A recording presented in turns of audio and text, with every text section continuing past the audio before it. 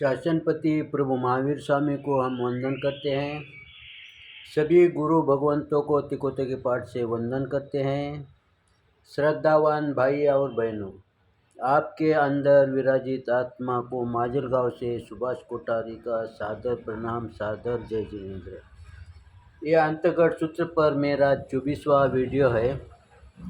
कल तक हमारा दूसरा वर्ग पूर्ण हुआ, आज तीसरा वर्ग चल रहा है। इस तीसरे वर्ग के पहले परिच्छेद का वर्णन इसके पहले हो चुका है, क्योंकि उसका इसका सेम वर्णन है, सिर्फ नामा अलग अलग है, बाकी दूसरा कोई फर्क नहीं है। अब दूसरे परिच्छेद में गुरु भगवंतों ने दिया है, वहाँ पर नाग नाम का एक गातापति था और उसकी पत्नी का नाम सुलसा था। अब देखो, सुलसा हम यहाँ कंफ्यूज हो जाते हैं, क्योंकि ये वो सुलसा कौन सी, ये कौन सी, ऐसा आ जाता है। लेकिन कैसा, जैसे हमारे घर में, परिवार में, समाज में महावीर नाम के कई लोग होते हैं, अन्य संप्रदाय में भी उनके नाम के कई लोग होते हैं।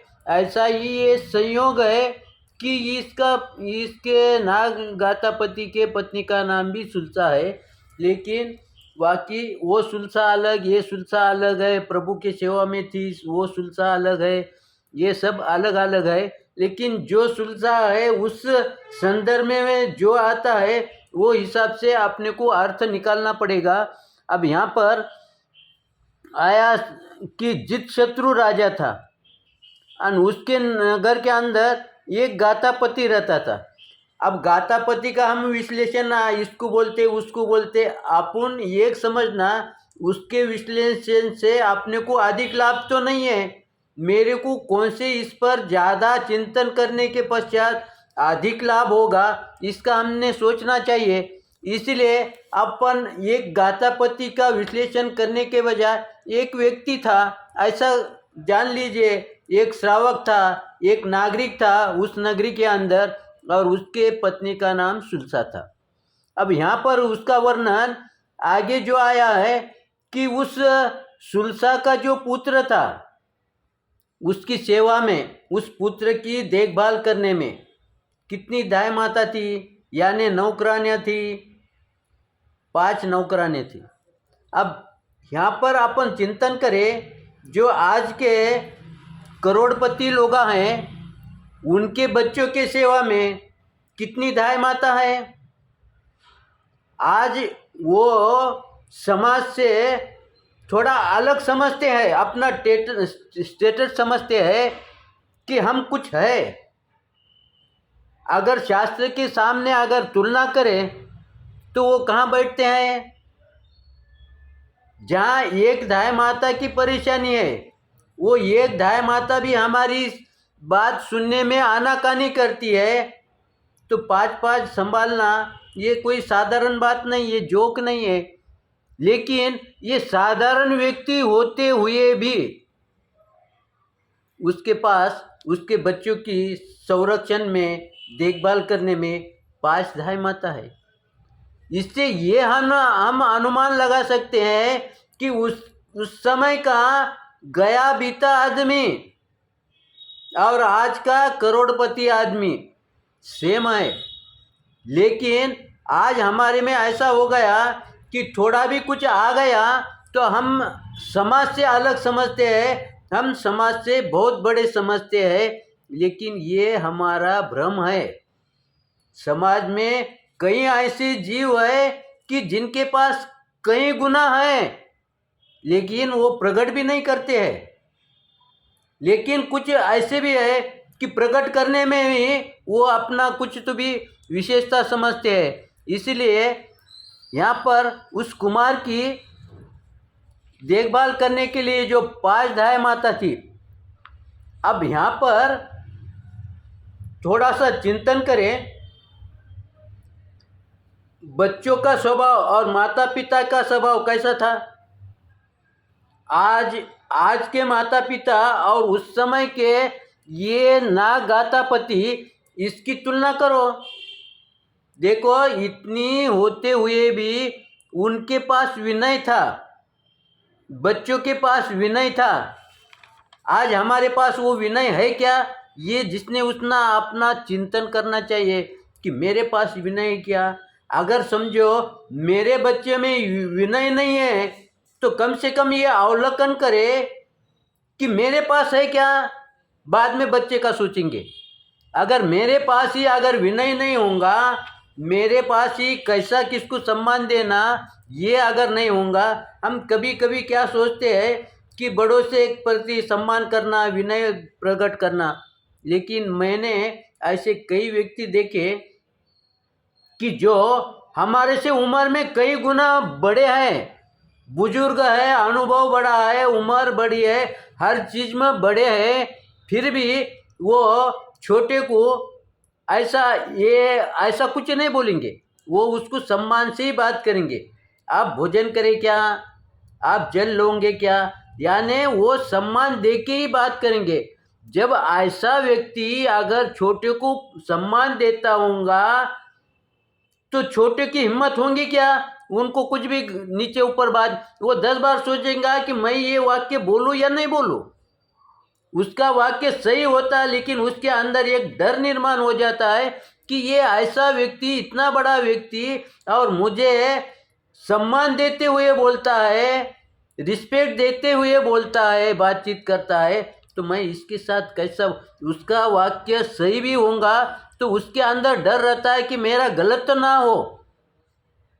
फिर उस आदमी ने उसको धमकाए क्या, उसको कुछ समझाए क्या? नहीं, उन्होंने क्या किया, अपना आचरण प्रकट किया। जब आचरण प्रकट करते हैं उस समय उसका प्रभाव सामने दिखाई देता है, लेकिन अगर हमने आचरण ही प्रकट नहीं करेंगे, अगर हमारा आचरण ही विपरीत होगा तो फिर हमारा प्रभाव क्या पड़ेगा? वैसे ही उस समय के माता पिता, उसकी उम्र, अनिक सेन की उम्र कितनी थी? 8 वर्ष की थी। उसको कहाँ भेजा? कलाचार्य एक टीचर के पास भेज दिया। अब देखो, उम्र 8 वर्ष की, और हम भी हमारे बच्चों को 3 वर्ष में भी भेज देते। यहाँ पर भेजना नहीं भेजना इसका उल्लेख नहीं है। उन्होंने 8 वर्ष की उम्र है, लेकिन आगे क्या लिखा है? शिक्षा प्राप्त करने के लिए कलाचार्य के पास भेजा। हम क्या बोलते हैं? हमने बच्चों को स्कूल में भेजा। अब उन्होंने भेजा और हमने भेजा, इसमें फर्क है कि नहीं? थोड़ा सोचो। उन्होंने भेजा यानी एक बार वो गुरु के सुपुर्द कर दिए ना, उस पर उसमें उस बच्चे के और गुरु के संबंध में डिस्टर्ब नहीं करते। लेकिन हम क्या करते हैं कि जब बच्चे को स्कूल में भेजते हैं, 5 घंटे के बाद वो घर को आता है, फिर हम उसके टीचर बन जाते हैं। अब वो तुलना करता है कि घर पर माता पिता ये बोलते हैं, टीचर वहाँ बोलते हैं, वो दुविधा में रहता है। उसकी बुद्धि उतनी परिपक्व नहीं है, इसलिए वो कंफ्यूज हो जाता है। और हम बच्चों को हमेशा कंफ्यूज करते हैं। इसलिए कभी कभी हम व्यवहार में भी देखते हैं, कोई दुकानदार ग्राहक को पटाते पटाते वो ग्राहक लेना ही चाहता है, लेकिन हम और थोड़ा अधिक बोलने के कारण वो ग्राहक को कंफ्यूज कर देते हैं। फिर वो क्या हो जाता, वो विचलित हो जाता। अरे इन्होंने अभी ये सब कुछ समझाया, फिर वापस ये बोले।